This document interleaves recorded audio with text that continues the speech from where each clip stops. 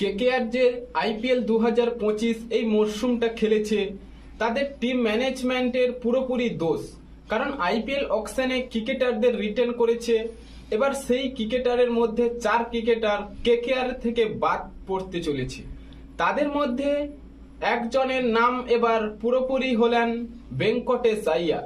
এই ভেঙ্কটেশ আইয়ার 24 কোটি টাকা দিয়ে যে কেকেআর এ রয়েছে, তিনি কোনো একটি ম্যাচে ফর্ম দেখিয়েছে কিনা আমার জানা নেই।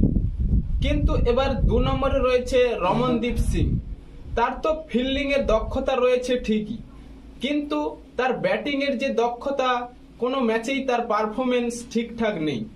এবং 3 নম্বরে রয়েছে সেই কুইন্টন ডিকক। একটি ম্যাচ ও 2টি ম্যাচ খেলে তিনি দেশে ফিরে গিয়েছেন। 4 নম্বরে রয়েছে আন্দ্রিক নোকিয়া, যাকে কেকেআর 6 কোটি দিয়ে রেখেছে, কিন্তু তিনি একটি ম্যাচ খেলে চোটের কারণে তার অজুহাতের জন্য আইপিএলে খেলেনি।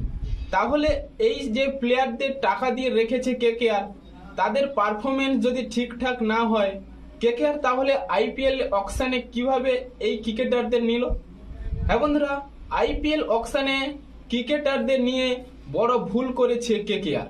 তাই 2026-এর জন্য নতুন দল গঠন করবে কেকেআর। বন্ধুরা, আইপিএল সংক্রান্ত এবং কেকেআর সংক্রান্ত ভিডিওর জন্য নিউজ টুডে চ্যানেলকে করো সাবস্ক্রাইব এবং ভিডিওটি শেষ পর্যন্ত দেখার জন্য আপনাকে অসংখ্য ধন্যবাদ।